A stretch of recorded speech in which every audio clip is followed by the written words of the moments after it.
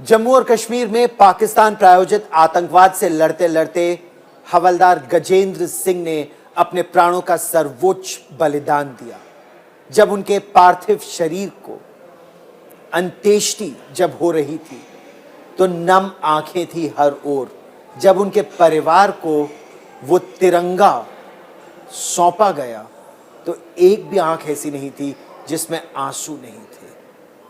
आपको वो कहानी भी याद होगी जब सेना के एक वीर अधिकारी जिन्होंने जम्मू और कश्मीर में ही आतंकवाद से लड़ते लड़ते अपने प्राणों का सर्वोच्च बलिदान दिया, जब दिल्ली में उनका अंतिम संस्कार हो रहा था तो उनकी बेटी ने नम आंखों से श्रद्धांजलि देते हुए उनकी पलटन का जो युद्ध घोष है उससे अपने दुख को प्रकट किया। और उस समय पूरा माहौल जो वहां था वो गमगीन तो था ही, लेकिन किस तरह से उस परिवार के साथ या उस वेदना के साथ देश जुड़ता है, कैसे वो जुड़ाव होना चाहिए, ये एक ऐसा मुद्दा है जिस पर बहुत कम लिखा गया है कि आप कैसे संवेदना प्रकट कर सकते हैं, क्या करना चाहिए, वो बच्चे कैसे उनको उस दुख से बाहर निकाला जाए। और आज इस विशेष चर्चा में हमारे साथ वीणा नरावणे जी हैं। आपका स्वागत है आज तक पर। आप एक लेखिका भी हैं और आप दशकों से पढ़ाती भी आई हैं, शिक्षिका भी हैं और आप प्रेसिडेंट रही हैं आर्मी वाइव्स वेलफेयर एसोसिएशन की। 40 वर्षों के उस कार्यकाल में सेना में जब आप परिवार के साथ रहीं, आपके पति पूर्व आर्मी चीफ थे, तो आपने कई बार ये देखा था, लेकिन बहुत कम हम उस समय बोल पाते हैं उन परिवारों से। इस मुद्दे पर किताब लिखने के बारे में द मेमोरी ट्री आपने कैसे सोचा, क्या विचार थे आपके मन में उस समय? गौरव, पहले तो बहुत बहुत आभार मुझे यहाँ आपके चैनल में बुलाने के लिए। आपके प्रश्न का मैं उत्तर देती हूँ कि बहुत सालों से मैं ये देख रही थी इन जो परिवार होते हैं, इन सैनिकों के जो अपने जान की आहुति देते हैं, इनका दुख और वो किस दौर में से गुज़रते हैं और किस तरह का उनका कोपिंग मैकेनिज़्म होता है, उसके बहुत बारीकी से मैं ऑब्ज़र्व कर रही थी कई सालों से। और मैं हमेशा सोचती थी कि कुछ तो ऐसा करना ही चाहिए उनकी मदद के लिए, और इसको ध्यान में रखते हुए मैंने ये किताबें लिखी हैं। हम वीरता के बारे में तो बहुत लिखते हैं और पूरा देश उससे प्रेरणा भी लेता है हमारे वीरों के बारे में जब हम लिखते हैं या बोलते हैं, लेकिन उनके परिवारों पर क्या बीतती है, क्योंकि अपने जीवन के सबसे अच्छे समय में आप ये सोचे ना, यंग होते हैं उस समय, युवा होते हैं, बहुत फिट होते हैं, देश की रक्षा के लिए वो पाकिस्तान प्रायोजित आतंकवाद से लड़ रहे हो या फिर चीन की सीमा पर हो या अपने देश के अंदर आतंकवाद से लड़ रहे हो, उसमें एकाएक हो सकता है कुछ घंटों पहले ही परिवार से बात हुई हो फोन पर और फिर उनका प्राणांत हो जाता है, वो अपने प्राणों का सर्वोच्च बलिदान देते हैं। तो वो देश के बारे में पहले सोचते हैं, परिवार के बारे में नहीं। परिवार पर क्या बीतती है? देखिए, परिवार के लिए जो है ना, ये एक बहुत ही वैयक्तिक शोक या दुख की घटना होती है। उनकी जो पूरी ज़िंदगी है बच्चों की और माता पिता की और वो पत्नी की, वो उस सैनिक के इर्द गिर्द होती हैं। और जब ये इस तरह का हादसा होता है तो ऐसे मान लो कि जैसे उनकी पूरी ज़िंदगी ही ढह जाती है और उसमें से बाहर निकलना बहुत बहुत मुश्किल होता है और उसमें सालों लग जाते हैं। ऐसे नहीं है कि वो जल्दी से उसमें से निकल आ सकते हैं। तो वो अपनी ज़िंदगी तो जीते हैं, लेकिन they are still coping with that grief for a very very long time. तो इसके लिए उनको जो है बहुत मदद की भी ज़रूरत होती है और एक संवाद की ज़रूरत होती है जो हमारे यहाँ आज तक नहीं है। हमारे समाज में वो संवाद मृत्यु के बाद और मृत्यु के बाद का जीवन, मतलब उस व्यक्ति का नहीं लेकिन परिवार का, इसमें संवाद आपकी दृष्टि में क्यों नहीं है, कि क्यों कम होता है? क्योंकि मुझे लगता है कि हमारी जो सोसाइटी है उसमें मृत्यु को एक सेक्रेड घटना की तरह देखा जाता है और मृत्यु के ऊपर बोलने से ज़्यादा उसके जो बाकी रिचुअल्स होते हैं, या जैसे हमारी तैरवी होती है या कोई इस किस्म के धार्मिक रिचुअल्स होते हैं, उस पे हम लोग ज़्यादा फोकस करते हैं, ध्यान देते हैं, क्योंकि हम चाहते हैं कि उस जो व्यक्ति गया है उसको मोक्ष मिले। तो ये हमारी धारणा है।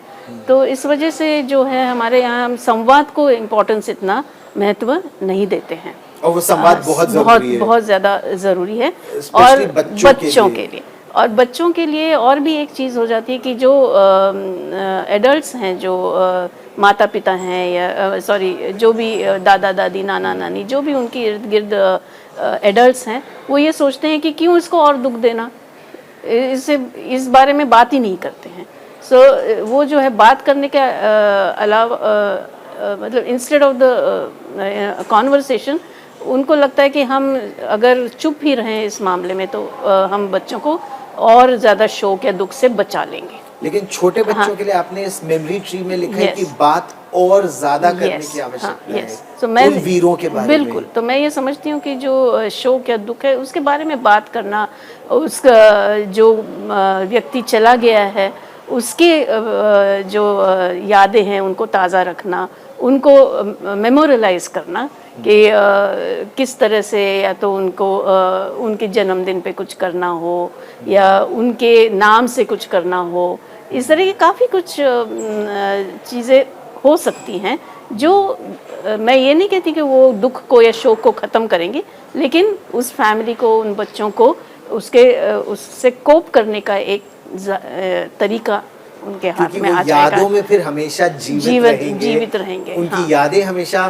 तो उस पलटन के और जो अधिकारी हो या जवान हो या उनके दोस्त हो, वो बच्चों से उनकी वीरता के बारे में या उनके व्यक्तित्व के बारे में और फैमिली जो परिवार है, परिवार की तो बहुत यादें होती हैं, फोटोग्राफ्स होते हैं, कई ऐसी चीज़ें होती हैं जो आपस में वो शेयर कर सकते हैं, बातें कर सकते हैं। तो उससे जो है वो बच्चे को हमेशा ऐसे लगेगा कि हाँ मैं अपने पिता के पास हूँ, है ना। सो इस तरह का एक, लेकिन ये जो है ये कॉन्वर्सेशन नहीं होने से, जो संवाद है वो नहीं होने से क्या होता है कि बच्चे कई बार सोचते हैं कि ये मेरे साथ जो हो रहा है वो समझ नहीं पाते, और ये भी सोचते हैं कि मेरे साथ क्यों हुआ। हाँ, वो तो ग्रीफ प्रोसेस का एक नॉर्मल हिस्सा है कि ये मेरे साथ क्यों हुआ। सो बच्चे जो हैं सोचने लग जाते हैं कि ये जो मैं फील कर रहा हूँ शायद ये ठीक नहीं है, और वो जो है ग्रीफ को या शोक को पूरा एक जैसे बॉटल में बंद कर लेते हैं, बॉटल अप हो जाते हैं, विदड्रॉ कर जाते हैं। और इसके फिर आगे जाके इसके बहुत बहुत नुकसानदेह है ये, क्योंकि फिर वो जो ग्रीफ होता है वो किसी और रूप, कोई और रूप धारण कर लेता है, या तो वो एंगर के रूप में सामने आता है या रिजेंटमेंट के रूप में सामने आता है। तो इस तरह का काफ़ी कुछ होता है, और ये सारा जो ट्रॉमा है वो पूरा उनकी ज़िंदगी उनके साथ रहता है। अगर आप कोई ऐसे में फौज क्या करती है, परिवार क्या करता है? आपने मतलब 4 दशकों से ज़्यादा आप सेना के परिवारों में रही हैं, आपको क्या लगता है फौज जो करती है, जिस तरह से जैसे बच्चों की शिक्षा हो गई, फौज उसकी जिम्मेदारी लेती है? यस, फौज जो है काफ़ी उनके ग्रांट्स देती है। हमारी जो आर्मी वाइज वेलफेयर एसोसिएशन है वो भी ग्रांट्स देते हैं, यहाँ तक कि वो लड़कियों के जो ये वीर सैनिक होते हैं जो चले गए हैं, उनके लड़कियों की शादी के लिए भी धन राशि देते हैं, कंप्यूटर खरीदने के लिए धन राशि देते हैं। अगर वो जो वीर पत्नी है वो आगे अपनी शिक्षा जारी रखना चाहती है तो उसको भी आर्थिक रूप से मदद करते हैं। सो इस तरह का इंस्टीट्यूशनल मदद होती है, आर्मी भी करती है, आर्मी वाइज वेलफेयर भी करता है। लेकिन जो पर्सनल दुख है उस फैमिली का, उसको कोप करने के लिए जो है हम इतना नहीं कर पाते हैं। तो एक जैसे आपने ये कहा कि उनसे जो उनके आसपास के लोग हैं वो उनकी वीरता के या व्यक्तित्व के बारे में बातचीत करें।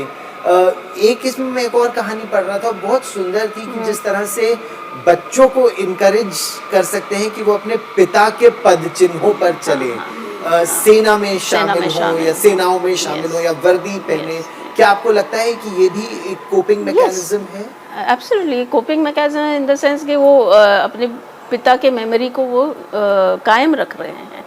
तो कई बच्चे जो हैं जो वीर सैनिकों के जो चले गए हैं उनके बच्चे काफ़ी पसंद करते हैं उनके फादर के सर्विस में आना, और काफ़ी सफल भी हुए हैं। आपने शायद कैप्टन यशिका त्यागी का नाम सुना होगा, वो भी बड़े इन्फ्लुएंसर हैं और बहुत अच्छा बोलती हैं।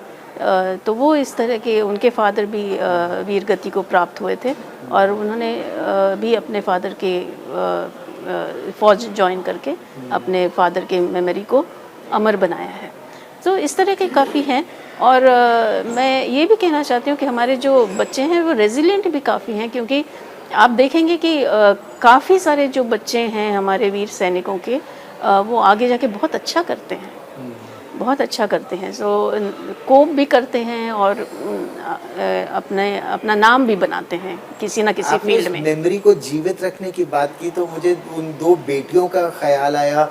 Late major C V Dwivedi Kargil की जंग में जो शहीद हुए थे, तो उनकी बेटियों ने पिता पर के बारे में लिखा, और एक बेटी ने तो पिता का आईसी नंबर भी हाथ पे लिखा, और वो और वीरों के बारे में भी लिखते हैं। हाँ, तो बहुत ही अच्छा, दीक्षा और नेहा द्विवेदी, उन्होंने बहुत काम किया है इसमें, और वो किताबें भी लिखी हैं। और वो भी मैंने उनको एक फंक्शन में अभी सुना था, वो भी कह रही थी कि हमें भी ऐसे लगा कि क्यों इस सैक्रिफाइस के बारे में संवाद नहीं है, कॉन्वर्सेशन नहीं है, और क्या हम जैसे बच्चे हैं, हम किस दौर में से गुजरे हैं, हम कितना मिस किया है हमने एक पिता का जो प्रेजेंस होता है वो हमने मिस किया है। तो इसके बारे में बात क्यों नहीं हो रही? सो ये इस तरह की कहानियाँ ही है जो मुझे थोड़ा सा प्रेरित किया ये सीरीज़ लिखने के लिए।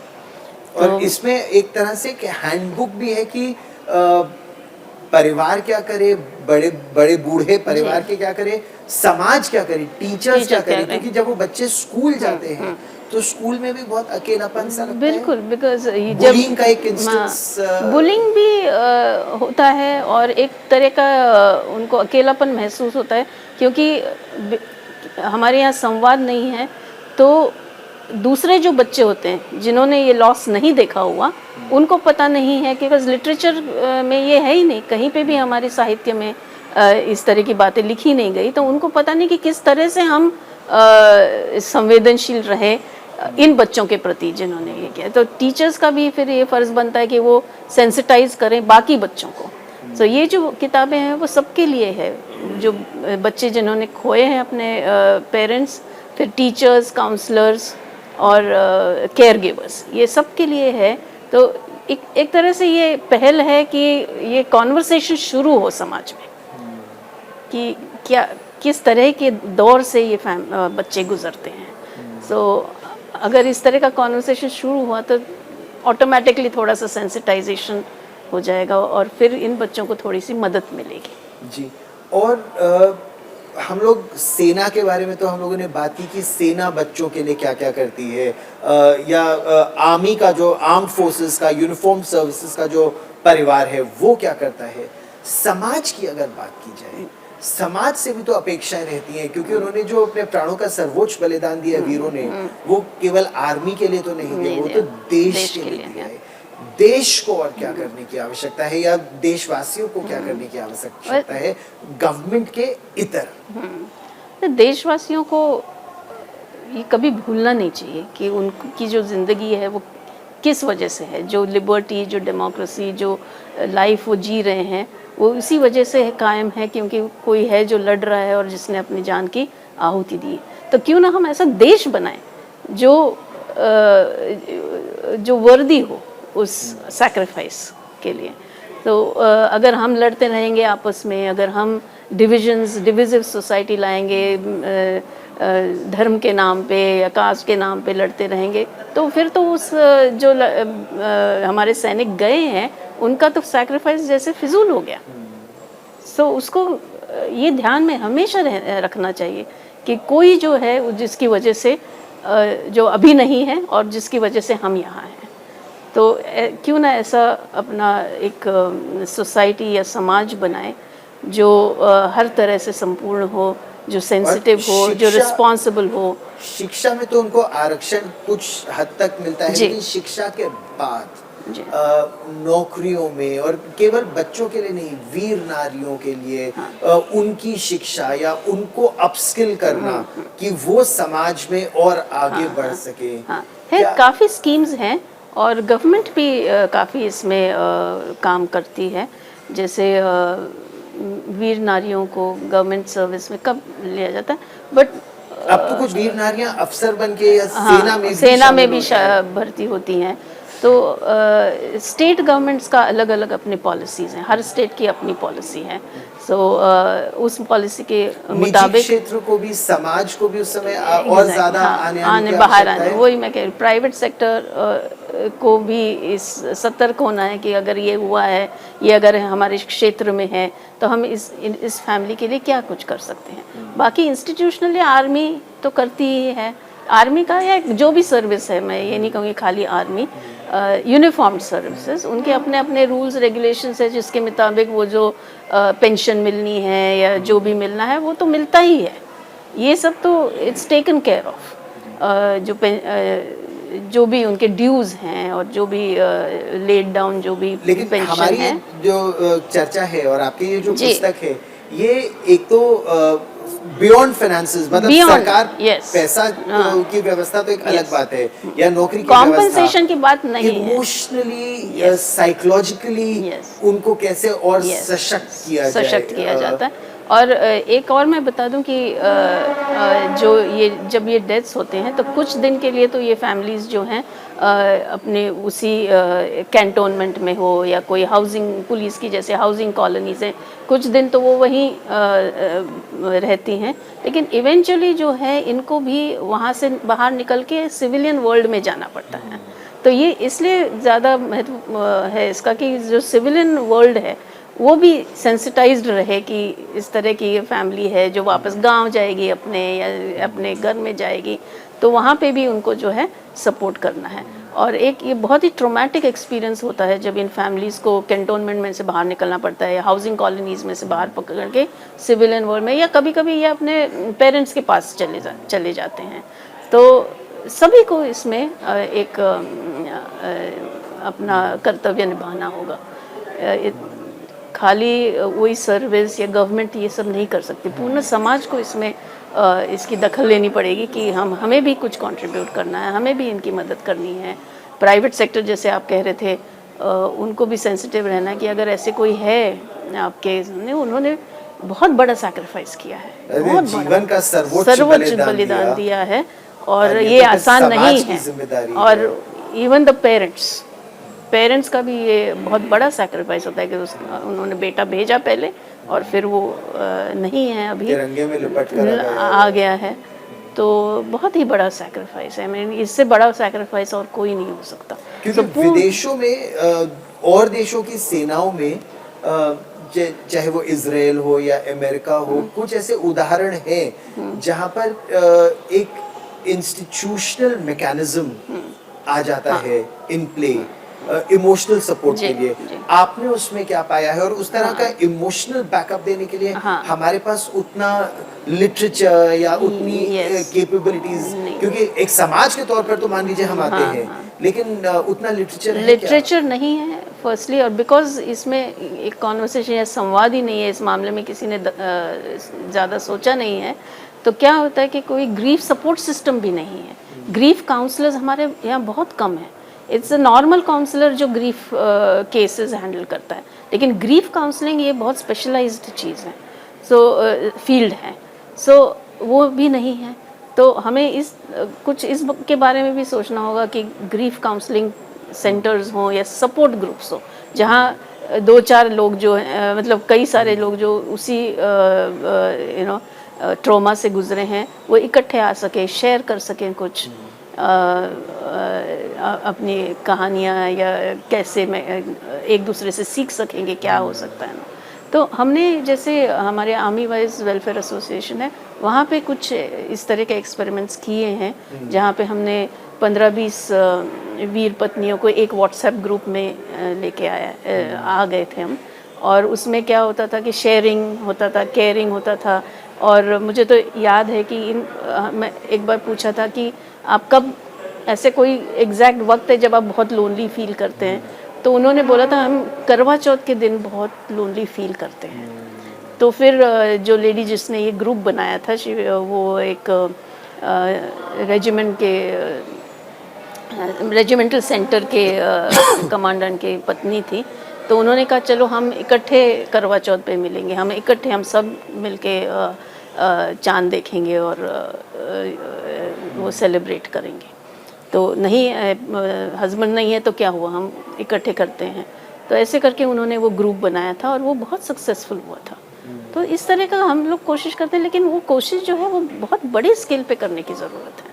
क्योंकि बच्चों को भी तो ये लगता है बच्चों कि के लिए भी अगर दो सैनिक गए युद्ध के मैदान में, एक के पिता लौट आए और एक के नहीं आए, तो ये बहुत ही और कई बार तो ऐसे होता है कि बच्चे बड़े रिजेंटफुल हो जाते हैं इस बात के लिए। और जब उनकी माताएं जैसे बहुत शुरू में उस शोक इतनी गमगीन होती हैं, इतने शोक में से गुजर रही होती हैं, तो वो बच्चे जो है एक रिजेंटमेंट फील करते हैं कि क्यों मेरी माँ रो रही है इतना, क्यों ऐसे। जब जो बहुत छोटे बच्चे होते हैं वो समझ नहीं पाते कि हो क्या रहे हैं, तो एक तरह का रिजेंटमेंट लगे माँ ऐसे क्यों बिहेव कर रही है, या ये ऐसे क्यों हो रहा है, इतना क्यों रो रही है, बाकी लोग क्यों इतना मतलब अटेंशन दे रहे हैं उनको। तो इस तरह की एक रिजेंटमेंट ये छोटे छोटे बच्चों में भी आ जाती है। तो इस तरह की बहुत चीज़ें हैं जो हमें सोचनी पड़ेंगी और एज आई सेड संवाद शुरू करना पड़ेगा। और कुछ एक ऐसे ग्रीफ के ऊपर या counselling, grief counsellors, grief support groups को बनाना पड़ेगा। सो जब मैं इस किताब के लिए रिसर्च कर रही थी तो मैं देख रही थी कि बाकी के आर्मीज़ क्या करते हैं जी। तो वहाँ पे भी कुछ ज़्यादा मुझे मिला नहीं, लेकिन एक दो देश ऐसे हैं जिन्होंने एक ऑर्गेनाइजेशन बना रखी है जो इन फैमिलीज़ को हेल्प करती है। सो और उनका यही काम है खाली कि जब ये कैजुअलिटी होती है कि उनके साथ रहें, उनको मदद दें हर किस्म की, और emotional support, emotional and grief support दें। तो कुछ है जो कर रहे हैं, पर हमारे यहाँ भी हमें करने की ज़रूरत है, मुझे लगता है। एक बहुत अच्छी पहल आपने की है और आज तक पर आप वीना नरावने जी मेरे साथ जुड़ी, बहुत बहुत धन्यवाद। थैंक यू, आपने मुझे बुलाया यहाँ और बोलने का मौका दिया, यही मेरे लिए बहुत है। Thank you so much. उन्होंने तो अपने जीवन का सर्वोच्च बलिदान दिया देश के लिए। अब कुछ जिम्मेदारी देश और देशवासियों की भी है, उनके परिवारों की रक्षा करना, उनके परिवारों का साथ देना और जहां तक संभव हो संवाद जारी रखना, क्योंकि इसी से सब मिलकर आगे बढ़ सकते हैं। सेना में भी कहा जाता है पहले लास्ट पोस्ट, यानी जब वीर सिपाही अपने प्राणों का सर्वोच्च बलिदान देता है तो उसके सम्मान में वो लास्ट पोस्ट बजाई जाती है, लेकिन उसके बाद फिर राउज एक बार फिर खड़े होना, क्योंकि देश की रक्षा के लिए एक बार फिर खड़े होकर तत्पर होना है सरहदों पर और देश भर में। इस विशेष चर्चा में आज इतना ही। एक छोटा सा ब्रेक। देश और दुनिया की ताजा खबरों के लिए देखते रहिए आज तक।